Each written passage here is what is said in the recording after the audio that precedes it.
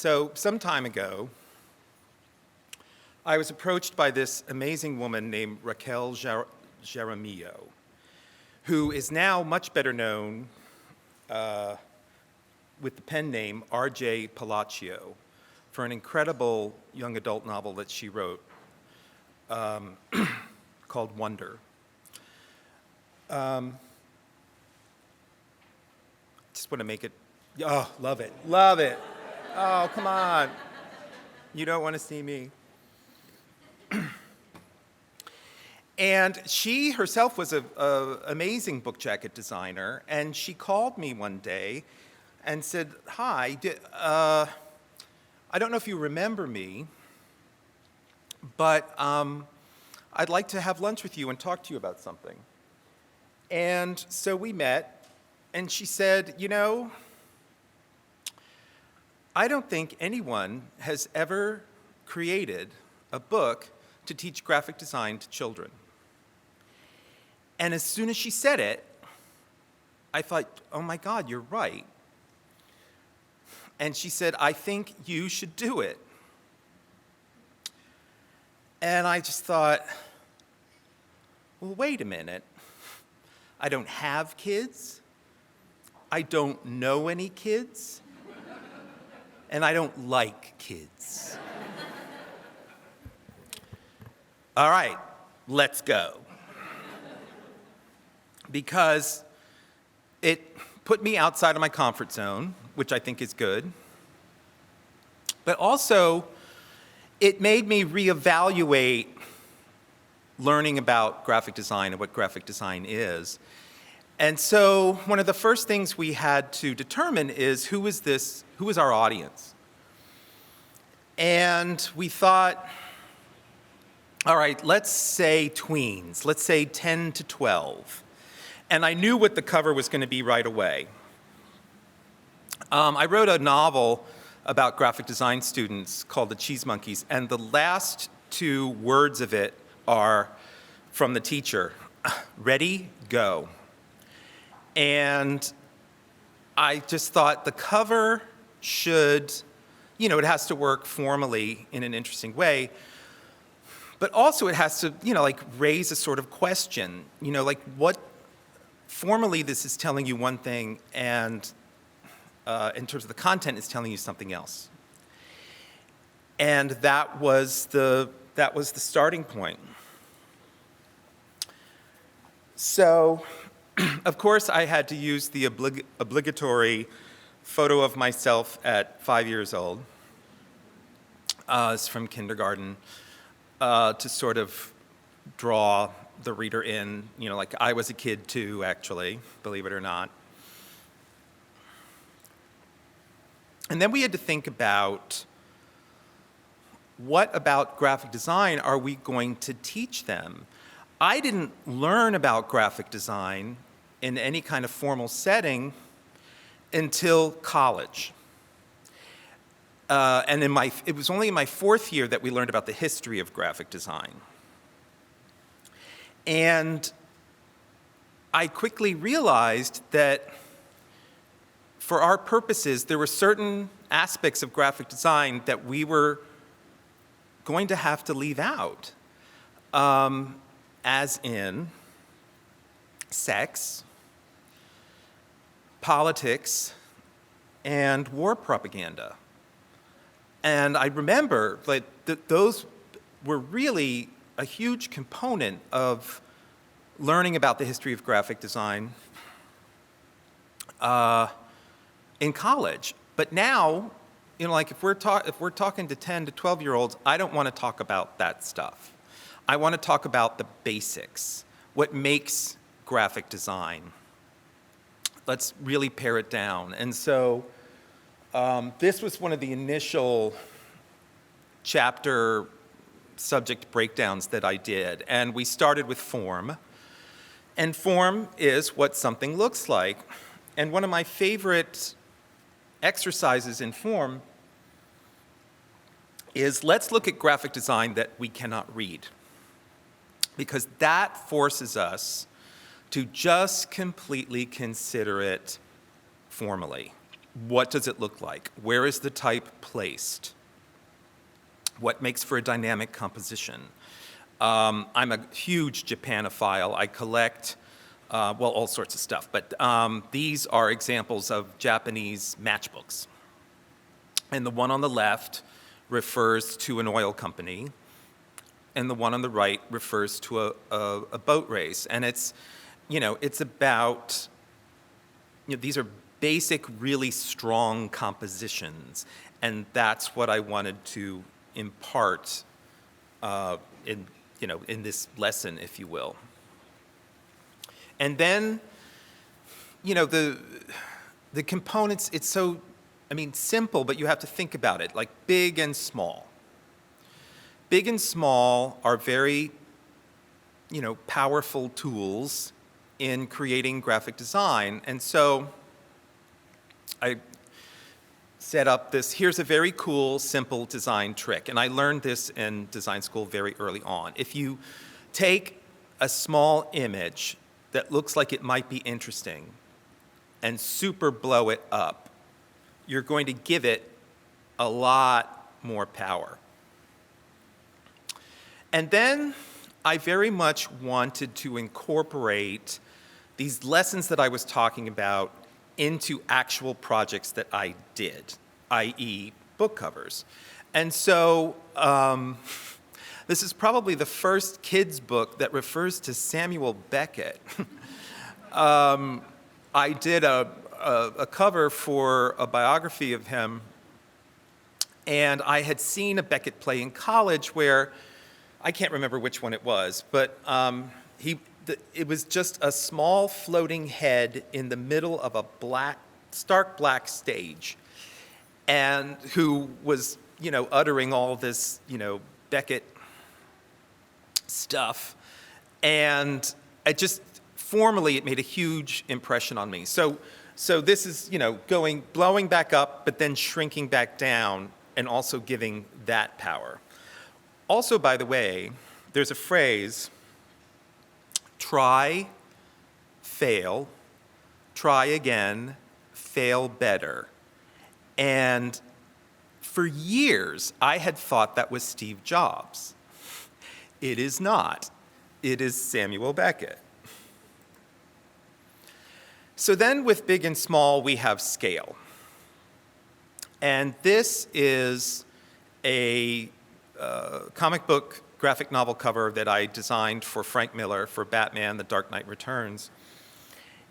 And he didn't want to create any new artwork for the cover. He wanted me to repurpose art that was already inside the book. And so I'm basically making Batman, again, this is a much smaller image that I blew up, and he's literally looming large over the other characters in the book, which, I took out and formed a strip. So there's Bruce Wayne, there's Superman, there's the Joker, Commissioner Gordon, Selina Kyle, and a child who's been kidnapped, and Alfred. And then I go into this whole thing about how Batman is actually a great American design. Okay, so in graphic design, we deal a lot with illusion. Again, this is about print. This is about ink on paper.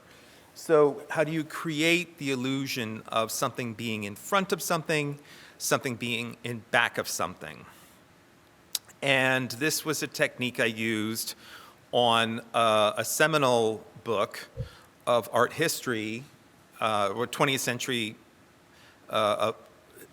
history of modern art by Robert Hughes. And so the idea is that, it's the shock of the new, but, the new is recontextualized, and it's almost like, and this was in Boston, it was like a sticker had been pasted on it. In focus and out of focus, very easy to do and very, powerful. The idea that you can transform an image by taking it out of focus, and it creates a certain kind of emotional change in how you're perceiving it. And so, the colored image in the lower left gives you a certain kind of feeling, whereas the in focus, the stark paint in the upper right gives you a completely different one. But technically, they're the same image. Simplicity and complexity. Very, very important. There's nothing arguably more simple than just a circle. But then on the right, all of these were done by hand using something called a spirograph. Do we remember a spirograph? This is a while ago, I was on visiting Istanbul, and there was this kid who was just making spirograph drawings on the street, and what he was doing was selling the spirograph sets. That was how he was going to be making money. But I was much more taken with him actually making these things. And so I bought like 5 of the example sheets, and he thought I was crazy. Like, why do you want this? Don't you want the means to, maybe he didn't say it this way. But, and today, to this day, I still have them. They're so beautiful. And actually, when they're printed in the book, they don't really give the originals justice, because the colors of the inks he was using are so great, and just love the spirograph. And yeah, you could make these on the computer, but how much more interesting to do them by hand. All right, so abstraction and concreteness. So intensity it's actually like a serial killer novel. It's very aptly named. And so I wanted to represent it in an abstract way that gives you a sense of increasing tension. Whereas The Buzzing is this really fun novel about all this crazy stuff, including fire-breathing dinosaurs and aliens and the kidnapping of Alaska. And I just thought, well, that's fun. And so it's fun to literally depict that stuff. And so why not? Okay, positive space and negative space, very, very important concept in creating graphic design. On the left, this is Edgar Rubin's vase. So when you look at it on the left, you consider the vase itself, which is the positive space, the solid thing. But on the right, now when you switch out how it's colored, basically, you see that it's the silhouettes of 2 men looking at each other. And, the big ubiquitous modern version of this is on the side of every FedEx truck and every FedEx envelope. The hidden arrow between the E and the X. And that was created in 1994 by a designer named Lyndon Leader.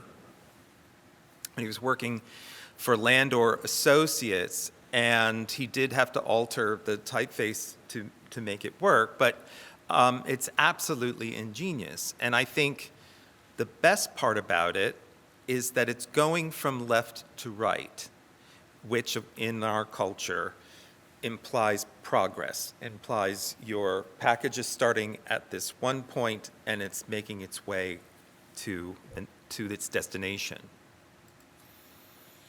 So, okay, typography. We have to talk about typography, of course. So I thought it would be fun, to ask kids, what typeface speaks to you? So on the following spread, we did this. And so I name all the typefaces, but then Raquel said, and quite rightly, okay, but now when we turn the page, I want you to write a history of each of these typefaces and who created them and when and in what context. And it's like, okay. And so I did. And, thank God for the internet. But it was, it was tedious and a lot of work, but I learned a lot. It's like, hey, I need to study up on this stuff too. And then, how did the written word get invented? Very important, extremely important. And again, this is all just through research, and it turned out that numbers existed way before letter forms did, and that, ancient man would, in the Neolithic age, would mark their possessions by making slashes, a record of it, slashes of whatever they had on like pieces of bone or stone or wood. And that eventually, that system became the Roman numeric system, which you see below. And then, of course, it went beyond. Then they figured out ways to, write the word 100 without writing 100 slashes. But this is how it began. So, content. Content is what something says or means. So let's say we are in this room and something bad happens. We need to figure out right away how to get out of here. So we need to design a sign that's going to help us do that. So on the left is one approach to doing that, which may be prettier. It may, be more decorative, but the example on the right is much more straightforward, much more clear, and much more effective in helping us to get out of here. And so this is a lesson in, clarity.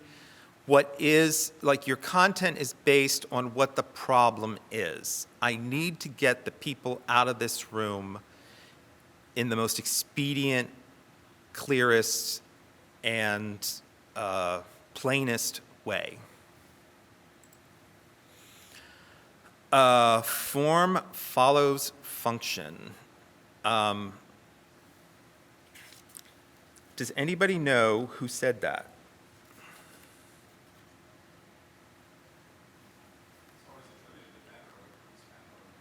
Yes, it's not Vanderbilt. It's Louis Sullivan. And again, I learned that making this book.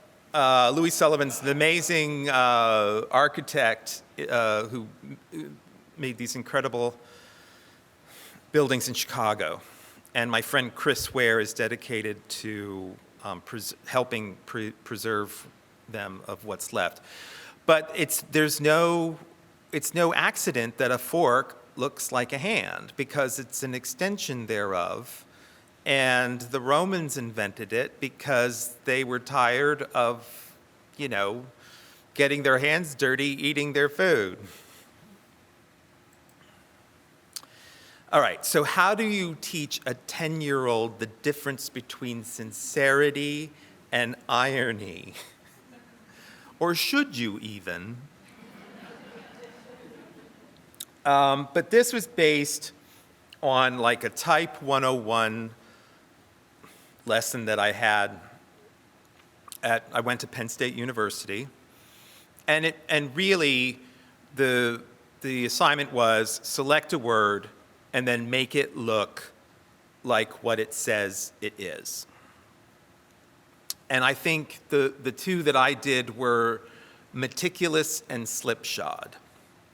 And meticulous was drawn with a mechanical pen, and slipshod was just, scribbled and cakey and whatever.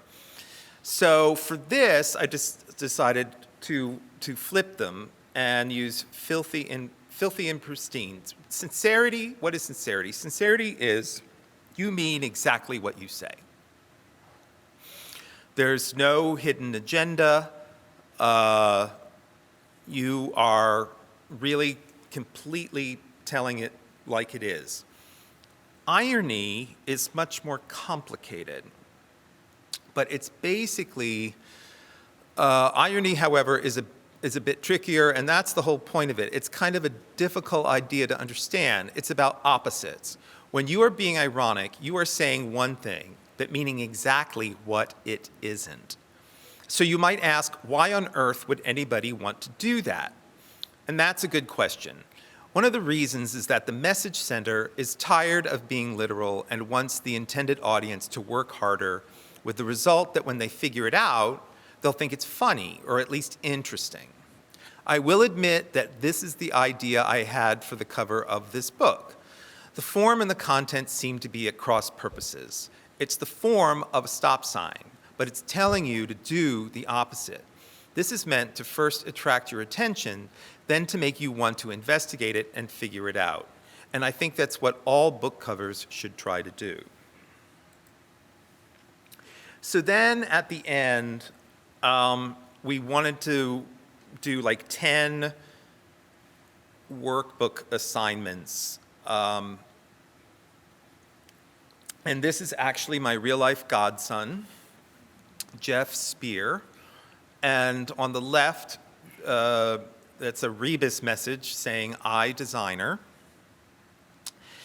And so we came up, and again, Raquel came up with so many great ideas for this book because she actually does have children, and she's a brilliant graphic designer. So she could help fill in a lot of the blanks of like, all right, let's show kids graphic design in an everyday context, and let's teach them sort of like to do this and to do that.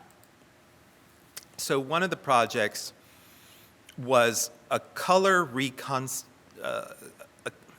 recontextualization of color. So take something that is usually seen as a certain color, color it a different way, and then think about how it makes you think differently about it. In both cases, you will know that they are just the same on the inside, no matter what they look like on the outside. This is not a bad lesson to learn about life in general. And admire it, but don't eat it. And just please don't go spray painting your friends or pets. And then the last project, which is design a logo for an idea that you believe in. And this is about doing pro bono work. And I think one of the most famous, iconic examples of that is Milton Glazer's I Heart New York, which he did for free and sketched it on a napkin because New York City in the 1970s was really, really hurting. And this was an idea to help get more tourist interest, and has become super, super iconic. On the bottom is my attempt for something called International Peace Day, which sadly didn't accomplish all that much. But the lesson is that doing this kind of work is very important. And so that takes you out of the book. So I wrote and designed a Batman graphic novel for DC Comics, and I called it Death by Design. And it's about architecture. It takes place in the 1930s. I wanted it to look like a great old Batman movie that might have existed in, say, 1936. And my big idea was on the front to have Batman hanging upside down, which in over 70 years of the character, no one had thought to do. But luckily for me, I could do it. And so the artist is this wonderful British artist named Dave Taylor, who works in pencil. And so these were two of the, tighter roughs that we were working with to figure out what it was finally going to be. And then this was the final drawing that he did. And the way we did this book was a bit unconventional for a comic book and for a graphic novel. All of the artwork is in pencil. And then he would scan it in and then sort of, quote, electronically ink it. So it's all black and white with touches of color. And so that's the full cover, the front and back. We got a really nice quote from Michael Chabon. And so basically, Bruce Wayne's family had built the Wayne Central Station 20 years ago, prior to the story starting, and it's falling apart. And so he wants to knock it down and build a new, Bruce Wayne now wants to knock it down and build a new one. And there's this woman that I created named Cindy Asil who wants to preserve it. And she's based actually on Jackie Onassis, who, even though she looks like Grace Kelly, and Jackie Onassis was basically responsible for saving Grand Central Station in New York City. So here's his process doing blue pencil first, and they're arguing about this. The type's not on it. But he just did a fabulous job, and his Dave Taylor's father was an architect. This was my big idea for a nightclub in Gotham City, which is called The Ceiling. And it's just one giant big sheet of glass that's resting on four buildings, on the corners of four buildings high above the street. And I had read where Busby Berkeley, the filmmaker, wanted to try and do this in one of his movies and couldn't figure out how to do it. And so I wanted to figure out how to do it. And of course, it does not end well. It was not well calculated as to how much weight that glass could take. And Batman has to swing into action. But part of the big fun for this, for me, was to redesign the Bat logo on Batman's chest. And the original one in 1939, in the very first story, was actually just a pair of bat wings. It did not have a bat head on it. And I wanted to go back to that and my version of it. And it was almost like I wanted to personally, and DC Comics was cool with it, and I wanted to make it actually like my personal Batman logo.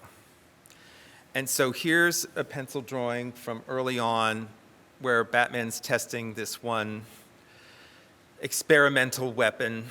He's holding it to his chest. And then here's digitally inked. We changed it to a ray gun.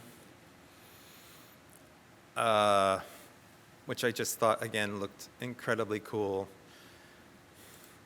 And then, we've had him in scenes where this is the logo on his chest, and this is where the upside down part comes from the cover. He's trying to save this one guy, and he rappels down the building and gets him to lift up the window to say, there's people coming up the steps who are trying to kill you. I'm trying to get you out of here. And then this was like the money shot with the Joker. They let me put the Joker in. And I wanted the Joker to look like this great sort of German expressionist character from a silent film. The origins of the Joker are actually from a movie called The Man Who Laughs, which is a silent film from the 1920s starring a guy named Conrad Veidt, V-I-E-D-T. And if you Google it or go on YouTube, you can see that is where the Joker came from. Because the Joker in the comics, didn't first appear until 1940. But again, you see the symbol on his chest there. So, over the pandemic and the lockdown, I sort of exiled myself to my condo in South Florida and bought a car for the first time.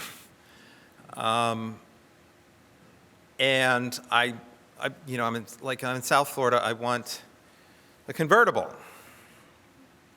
And to cheer myself up, I decided it's a Mini Cooper, and I decided to customize it.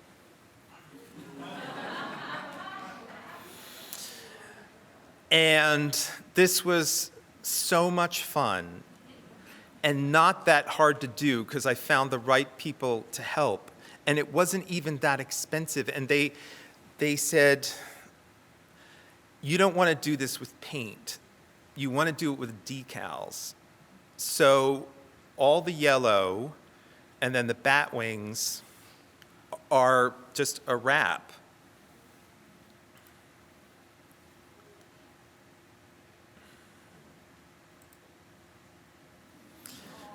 So there's wings on the side.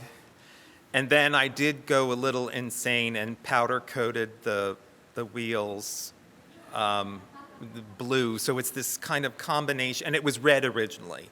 So it's like a combination of Batman and Robin. And then there's a guy on eBay who makes these little plastic plaques that you can put on your car, and they're totally unauthorized by DC Comics, but they're so cool. So, I got that, and it comes with like a sticky thing, and then you stick it on, and it makes me happy. And then this on the steering wheel, and again, that's just like stuck on there with tape. But it just looks so fun. And then that's the back, and it just cracks me up because the car dealership is Bremen, which, like, if you look at it wrong, says Batman. And then this, again, it's the same guy makes this thing that I stuck above the exhaust. So not only did I do this to my car, I did it to my luggage.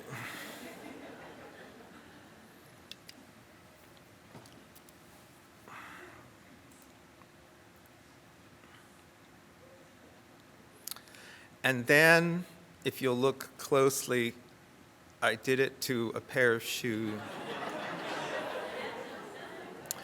There's this amazing shoe company in Palm Beach called Stubbs and Wooten, which will basically do anything you want.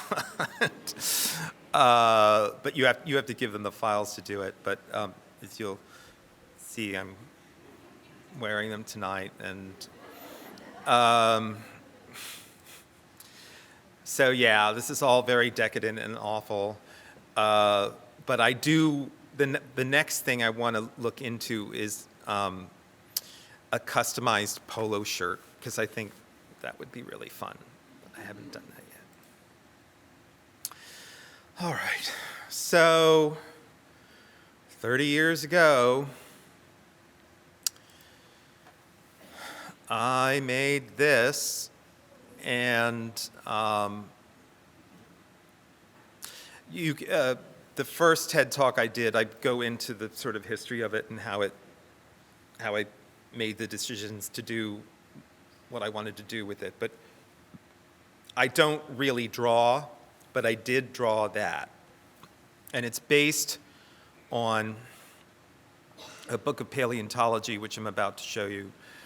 But what's just been so remarkable is the longevity of it. Because I just figured by the end of the third movie, it would kind of like fade and that would be it. And of course, that's the first movie. And what was so amazing to me, so I did, I don't know how to go backwards. I did this as work for hire, okay, at Knopf, which means I have no claim to it other than on the book jacket, it says design and illustration by this person. But basically, Universal bought it from Knopf for $20,000 in case they might want to use it. And boy, they did. But what was amazing to me is that they didn't really alter it much at all. And then as the movies progressed, you know, they would adapt it like that. And then the new movie, which is coming out this summer, is called Dominion, and they casted an Amber, which I think is great. I think it's beautiful, it makes sense. But they're saying that this is going to be the last movie in the saga, which I have trouble believing because I think it's going to be huge. And they brought the original cast back for it from the first one. So I think it's going to be really fun and really cool. So, but what I'm going to be showing you for the first time anywhere is where this drawing came from. And it came from this book. And I did show this book in the TED Talk. Vertebrate Paleontology and Evolution by Robert L. Carroll, which I bought in the bookstore at the American Museum of Natural History after, you know, gazing at the T-Rex skeleton there for hours on end. And if you go on a tour there now, it's part of the tour. It's like, this is where he sat when he looked at. But it was really this book which had a ton of mechanical drawings of dinosaur skeletons, none of which are attributed to an artist. I swear to God, they're just not, which is just bizarre to me. But here is page 296 that goes into the T-Rex. And these were my initial sketches within that, trying to, you know, come up with a book cover. And so on the left, I did try one that was just the head. And I thought it was strong compositionally, and I worked it up and I showed it, but then I also showed this one, and it just, you need the arms, you need the spine, and you need the ribs, because the way I ultimately colored them in, they become sharp, dangerous blades. even though the animal itself is encased, of course, by flesh and skin. But this was a way to show this animal in development. And so there you go. This was how it all started 30 years ago. What I'm excited about is that this book is coming out next month in April. Abrams is publishing it, but of course it's sanctioned by Universal Pictures. And I was finally given the opportunity to write the afterword. And so Afterword by Chip Kidd, who designed the cover for Michael Crichton's best-selling novel, Jurassic Park, which became the iconic logo for the franchise. And this will be the first time that Universal Pictures is sort of tangentially acknowledging that I did this. Because even though I get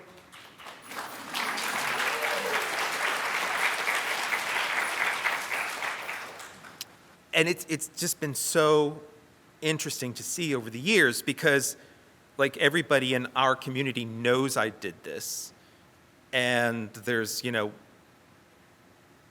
Twitter and web and all these people that know that I did this, but they've never put my name in the movie credits.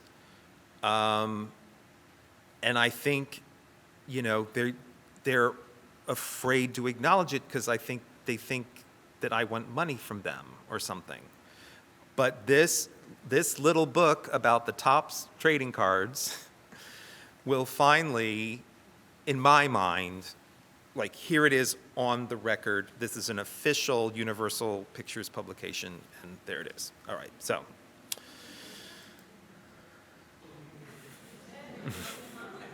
This is a self-portrait at a movie theater last month. Okay, so we're going to finish up with Anderson, whom I adore.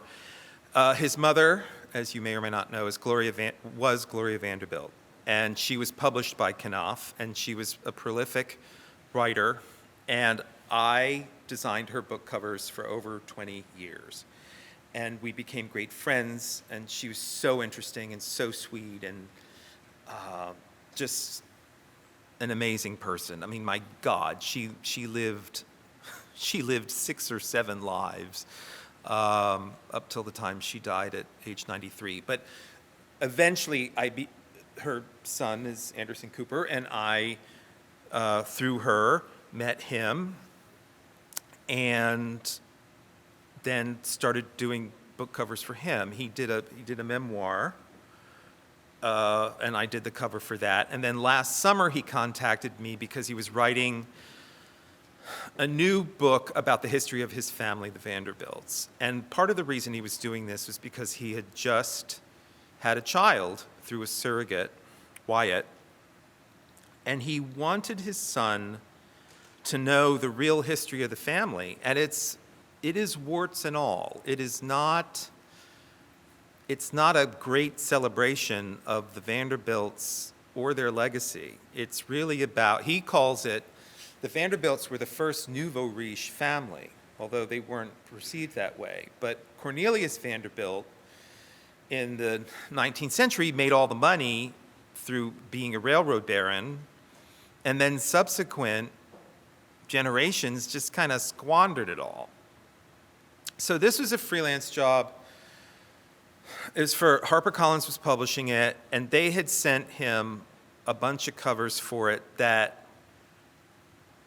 just he didn't think were right because they were celebrating the Gilded Age, you know, of the then super wealthy at the turn of the century.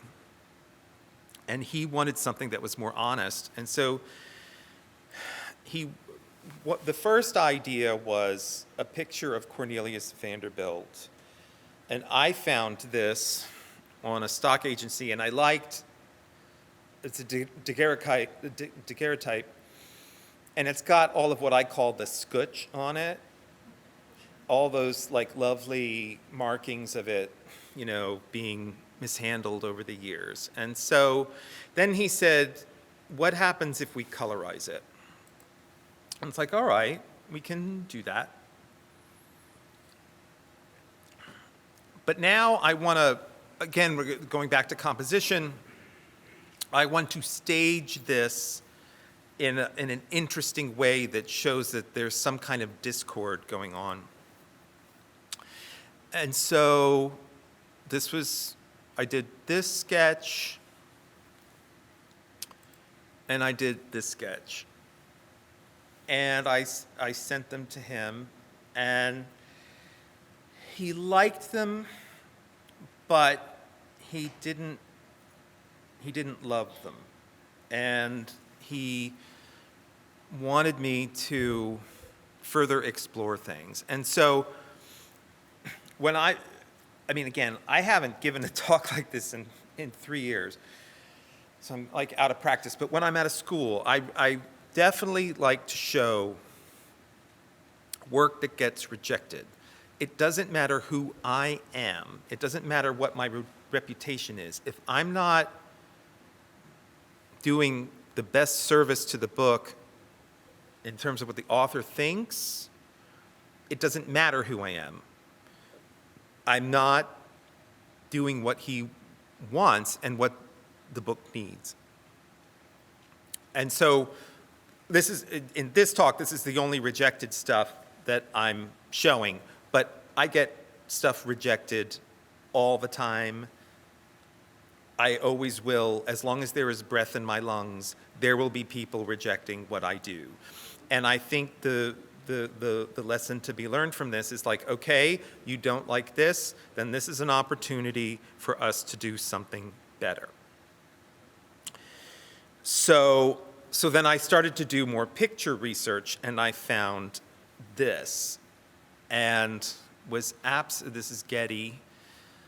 So the baby is Anderson's mother, Gloria, being held by her mother, Gloria Morgan Vanderbilt, who would make Cruella de Vil look like the Good Witch of the North. I mean, she was really a piece of work, as we say. And this was a publicity photo of her holding Gloria. And Anderson's grandfather, that's his shoulder off to the right, and he died shortly thereafter.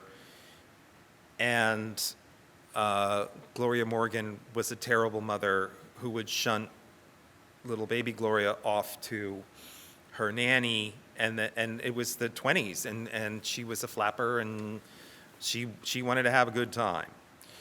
But I just thought this photo was so iconic, and the look in baby Gloria's face, it's like she's looking into the future, and she can see what's going to happen, and it's not good. So, all right, so I download this, I put it into a design, and I sent it to him, and he just loved it.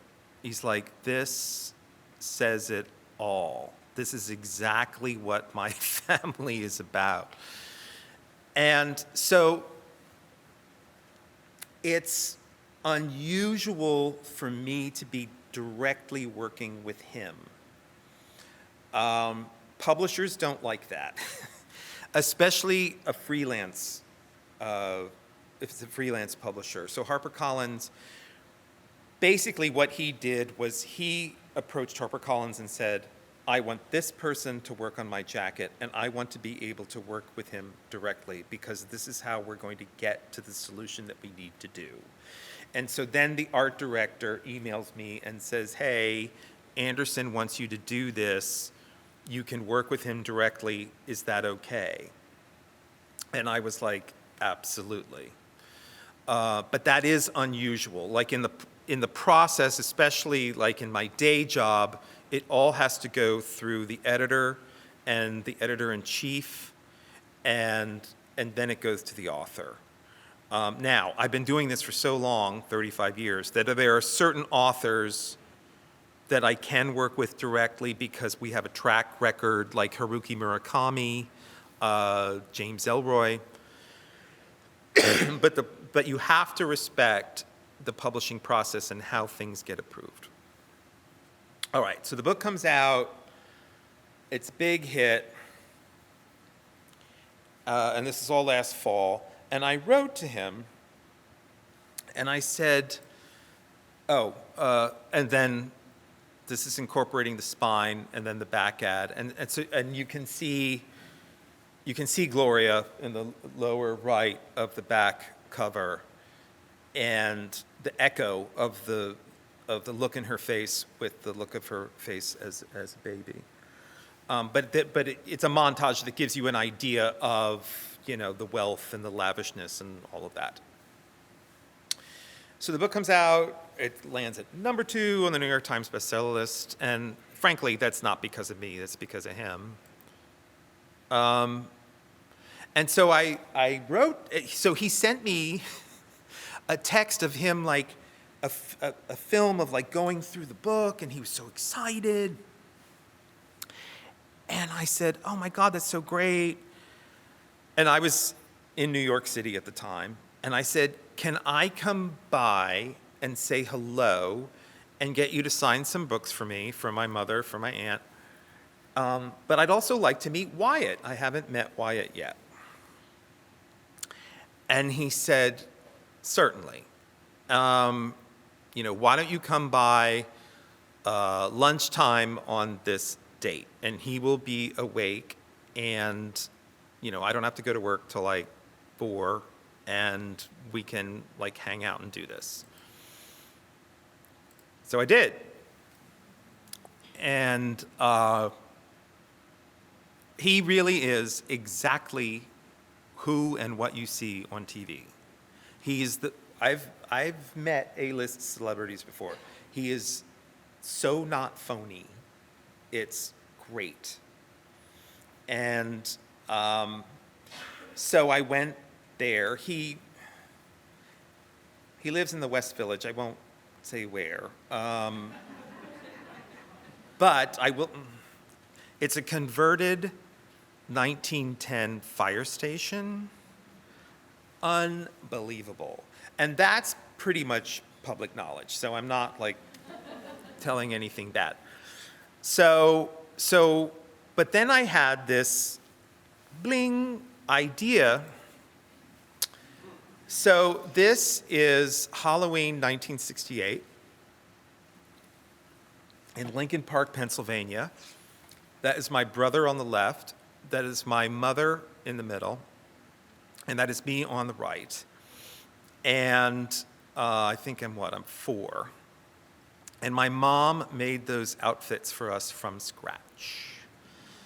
She was a wonderful seamstress. And my mom and my dad, all when we were growing up, would make our Halloween costumes for us. They'd ask us what we wanted to be, and we would tell them, and they would do it.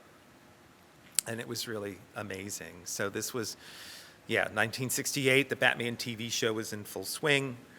And I managed to keep some of these pieces over the years. So I thought, all right, I'm going to bring Wyatt a present. I'm going to bring him a Batman cape and a Batman mask that I had. It's a vintage Japanese Batman mask from 1966, but it's scaled small, like for a child. And I was going to bring these as a present. And so I did. And Anderson was just absolutely, he couldn't believe it. Like, this is so sweet of you. Are you sure you want to do this? And I said, absolutely. And I said, I have other bits of these costumes that my mom made for me, so I'm not giving you the only one, but I just want you to have these, and I want him to have them. And it was just such a lovely couple of hours. So again, all right, so this would have been like last fall, early October. And I am very careful. There's a couple people I know of this stature that, like discretion, like I wasn't even going to take pictures, and then he started taking pictures. And I said, can I take some pictures? And he's like, sure.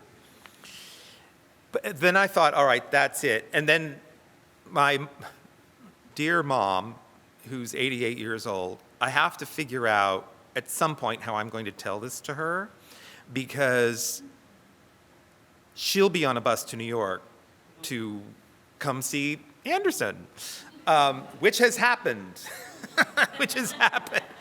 and to good effect.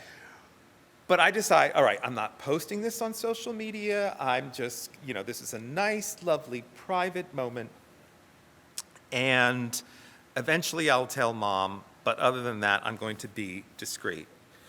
And then Anderson starts going on national television to promote the book. And so I'm going to end with this video, which is from the Drew Barrymore show.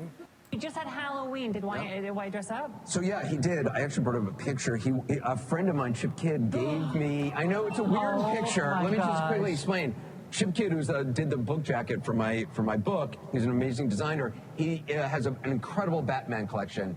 And his mom in the 60s made him that Batman cape. That one. That one. And so Chip gave me the cape that he had as a kid and one of those vintage Batman masks from when I was a kid. And my son is obsessed with cleaning products. I was going to say, I see a vacuum. Yeah. This is the stain removal fanatic in me sees a vacuum. It doesn't actually vacuum. It just makes the sound of a vacuum. Oh. And it is the greatest gift he has ever received in his life. Can I just throw this out there? They should make it vacuum, because while you're doing it, might as well clean up a little. I learned to take care of myself at a very early age. Right? I did. Yeah. Set me up.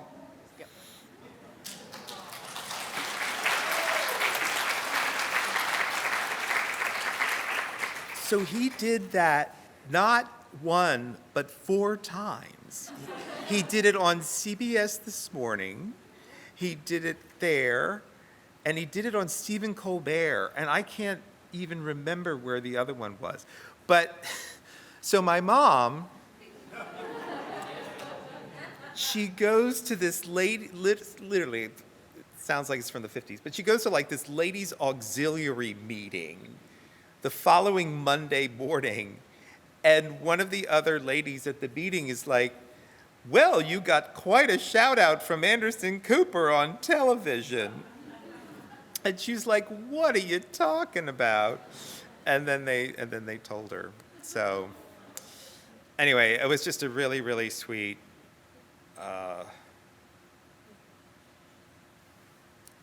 lovely moment that he chose to share with the world. And that's just one of the, and P.S. I mean, that was a COVID project. Like that all happened during the lockdown. So I've been working nonstop since 1986. In October, I passed my 35th year at Knopf, and we're still going strong. We all had to pivot,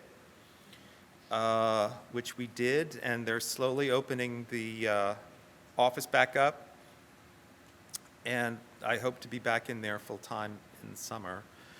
So what can I say? I really, really appreciate you guys coming, and we're going to do some Q&A, and then I will be signing books or whatever you want me to sign back there, and thank you very much.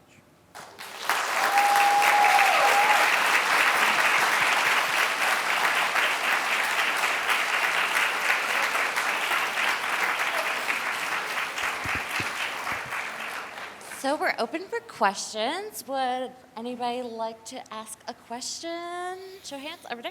Cool. Can you introduce yourself? What's your name and where are you from? Okay. Hi, my name is Anna. I'm from New Jersey. I just graduated from Tulane last semester, and I have a minor in the graphic design SoPA program, which was really awesome. And I guess my question is just, what is the market like for book cover art in general right now? I feel like, I don't know, books are just such an interesting field to go into with so many things migrating to the internet, and I guess book covers are also on the internet, so I guess they're getting digitally rendered a lot more. I don't even know. But my question is basically, what's it like going into the book cover market? Do people usually say, I want to be a book cover artist, or is it more like graphic designer who gets hired to do a book cover? I'm just curious. It's a really good question, and my answer is going to be the same as it's been for a while. I mean, there are more books being published now annually than ever before. From just a logistical numbers point of view, our 2020 was better than our 2019. Our 2021 was better than our 2020. And so far, we're doing really well. And so people have really wanted books during this time. And it's mostly physical books, but there's also a big uptick in audio so that people can download it and listen to it and go about their business, or be in a car or what have you. My advice in terms of a graphic design student, I'm so old school about having a salaried job that I don't discourage, but like, the freelance life is hard. It is hard. And my initial thought was, all right, I got hired by Random House for $16,000 a year, PS, in the fall of 1986. But I just thought, all right, for now, I need that job security and the health benefits, and let's try this for a couple of years and see what happens. And initially I thought, okay, build up a reputation, leave, start your own shop, and take it from there. And I never had the courage to do that, or I think actually the Knopf job was just getting better and better. Like, that I don't want to leave. There's a steady stream of really interesting work. I like and respect my colleagues. I believe in what we do. We don't publish books that I'm morally against, which is very important. So yeah, I mean, I would say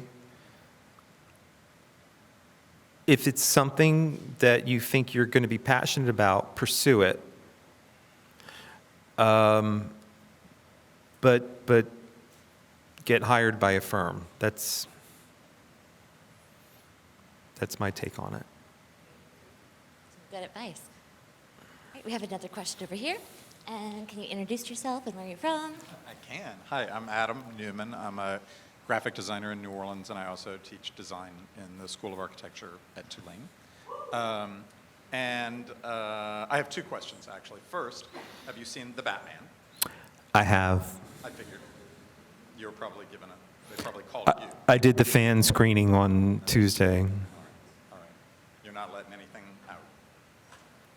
I'm sorry? You're not going to tip your hand on your thoughts about it. Do you want me to? Maybe later. Here's my other question. I would. I'm either the best or worst person to ask.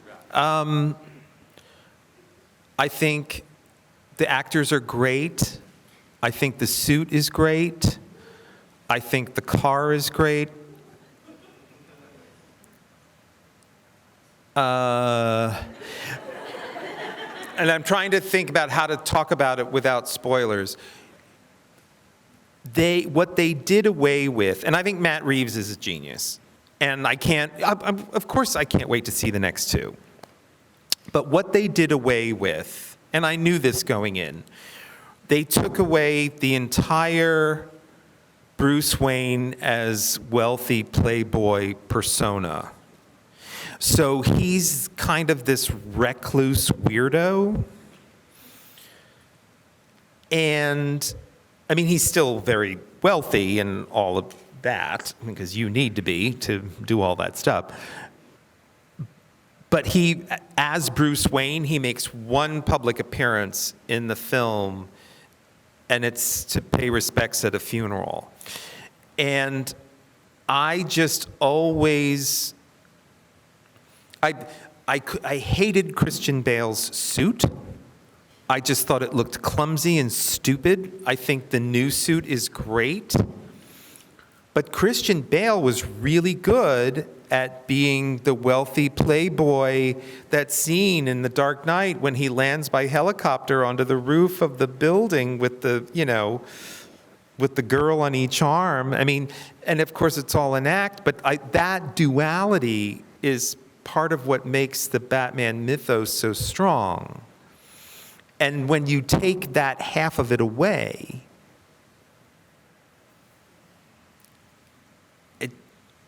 it doesn't work as well.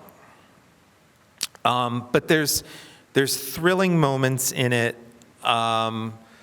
It's 3 hours, and it did like fly by. And it's, again, not giving anything away, it's a detective noir mystery. It's a murder mystery. And so the whole world's greatest detective aspect of Batman is very much explored, which has been ignored in almost all the movies, really. Well, back to you for a moment. Do you recall the moment as a designer that you first had that aha, oh, wit? Like in the 80s, graphic design was so, I mean, not completely, but it was so about a certain style and a vision, and some of it was so serious, and your work is all about, I mean, obviously form, but there's a level of wit that doesn't occur, in enough graphic design. And I wonder if you would be able to place that moment when you were like, oh yeah, that's what I'm about. Well, I don't know if this answers the question, but when I came to New York looking for work in the fall of 1986, and the hot firm was M & Company, led by Tibor Kalman, and they were all about wit and smarts, and they were just brilliant. And that's where I wanted to work.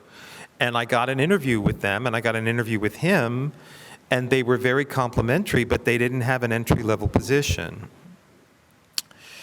So their work greatly influenced me. And then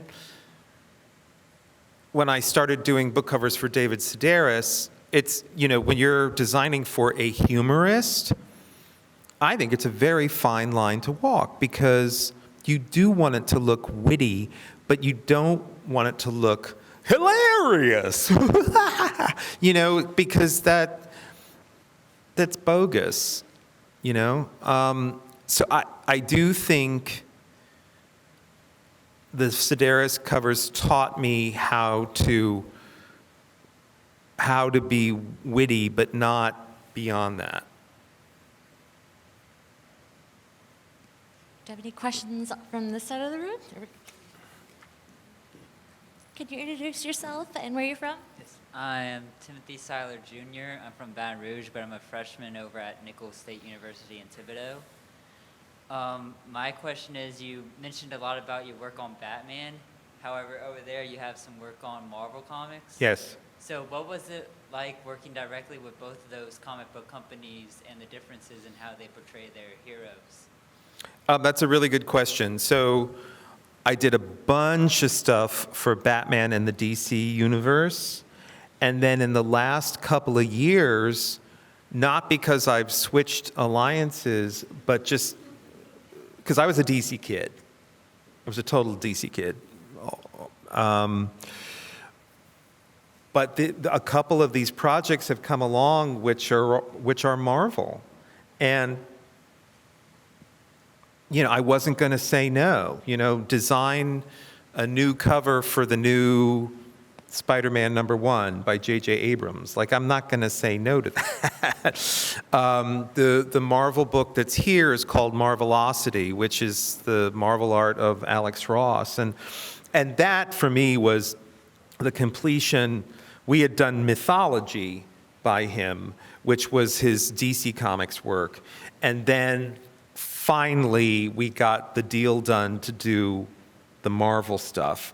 And I couldn't be prouder or happier of the way they're really companion volumes.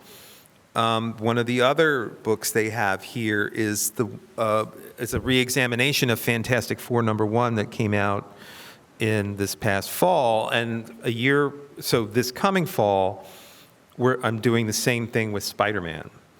And that's going to be really, really cool because we got an opportunity to photograph the original art from Amazing Fantasy #15, where he makes his first appearance. And it's just really cool. So it's a long story, but there's been such a regime change at DC that all of my relationships and contacts there have left. Like, the guy who commissioned Death by Design is long gone. And so I would love to do more work for them, but it's very hard to get their attention. Very hard to get their attention, and we'll see. I'm spoiled because most of these projects, they approached me. Would you do this? So for me to approach DC with a pitch, I wouldn't even know how to do it. Yeah, right, send them some slippers. It may come to that. Well, thank you all so much. We give Chip another round of applause.